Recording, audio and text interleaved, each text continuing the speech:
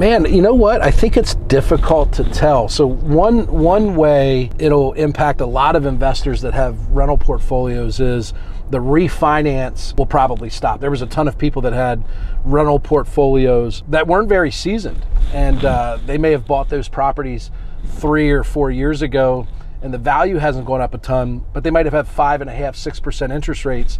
And for the last 2 years as an investor, you could get rates in the 3 or 4% and drastically impact your cash flow. The one thing that I think will happen though, is even with rising interest rates, the values of property seem to be still outpacing the impact that interest rates have. So you may have someone that's had a rental portfolio for 5 years, let's say, and the property value may have gone up 40 or 50%.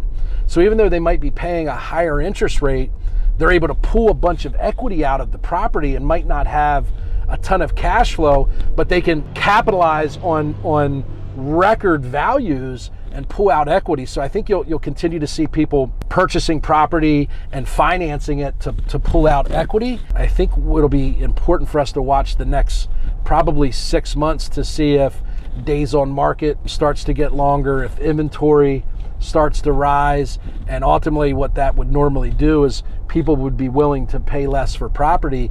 So pay close attention to how it impacts days on market and resale value. Because for the last year, you've literally been able to buy a property, pay too much, go over budget on your renovation, and if it took you 3 months to do that, the property went up by 15% in value, and you would get bailed out. I've been doing this 16 years. That's never ever happened before, and it's likely not to continue.